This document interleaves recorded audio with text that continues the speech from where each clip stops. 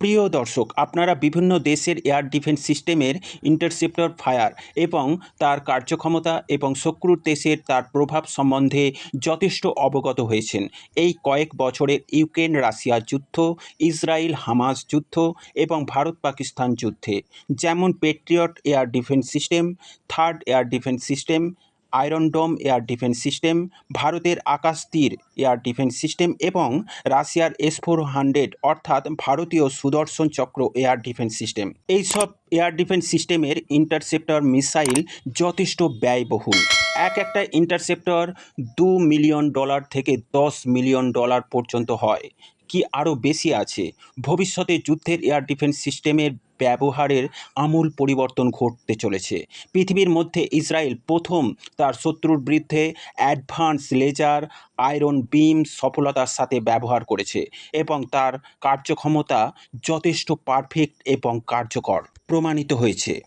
Accuracy ও intensity এবং স্বল্প ব্যয়ে যে কোনো দেশের সমস্ত আকাশ সুরক্ষাকে কন্ট্রোল করার সক্ষমতা রাখে এই advance laser beam air defence system. ইসরায়েলের স্বদেশি company Rafael advance defence system limited এই লেজার হাতিয়ার তৈরি করেছে এবং তা প্যারিসের একটি এয়ার শোতে প্রদর্শিত হতে চলেছে। অর্থাৎ ইসরায়েল এই আধুনিক টেকনোলজির লেজার আয়রন বিম এয়ার ডিফেন্স সিস্টেমকে এক্সপোর্টের জন্য প্রস্তুত করে ফেলেছে।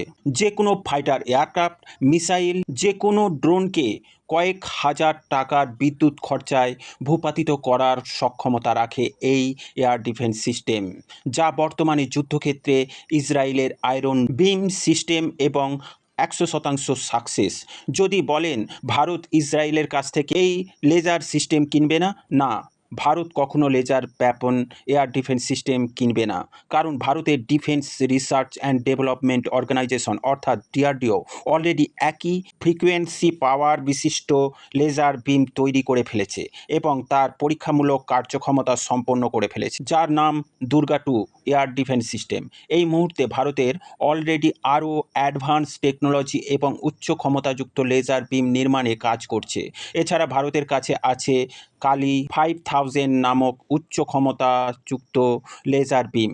ভবিষ্যতে যুদ্ধের ক্ষেত্রে এই লেজার বিম এয়ার ডিফেন্স সিস্টেমের ব্যবহার ব্যাপকভাবে চালু হবে, যার ফলে খুবই অল্প খরচায় যে কোনো দেশ তার নিজের সুরক্ষা পারফেক্টভাবে করতে পারবে। এই মুহূর্তে ভারত লেজার আয়রন বিমের মাধ্যমে স্যাটেলাইট ধ্বংস করার প্রযুক্তিতে কাজ করছে। ভারতের DRDO অন্যান্য যোজনাতে সফলতা দেরিতে পেলেও এই লেজার বিম নির্মাণে অনেক আগেই সফলতা অর্জন করে ফেলেছে। ফলে ভারত এই মুহূর্তে মাল্টি ডিফারেন্ট এয়ার ডিফেন্স সিস্টেমের সুরক্ষায় সুরক্ষিত।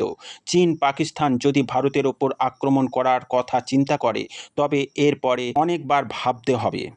ভবিষ্যতে Bharat Durga 2 air defence system এক্সপোর্টের ব্যাপারে ভাবনা চিন্তা করতে পারে, যা থেকে ভারত হাজার হাজার মিলিয়ন ডলার আয় করতে পারে, যা দেশের ডিফেন্স ইন্ডাস্ট্রিকে ব্যাপক মজবুত করবে এবং ভারতের স্বদেশি কোম্পানি এর চাইতে আরও আধুনিক এয়ার ডিফেন্স লেজার বিম নির্মাণে কাজ চালিয়ে যাচ্ছে। প্রিয় দর্শক, সম্পূর্ণ ভিডিও সম্বন্ধে আপনাদের মতামত কমেন্টের মাধ্যমে জানাবেন। ডিফেন্স, ফরেন পলিসি ও জিও পলিটিক্স রিলেটেড এই ধরনের খবর পেতে এই গ্লোবাল নলেজ শো চ্যানেলটিকে সাবস্ক্রাইব করে পাশে থাকবেন। Thank you very much for watching my video.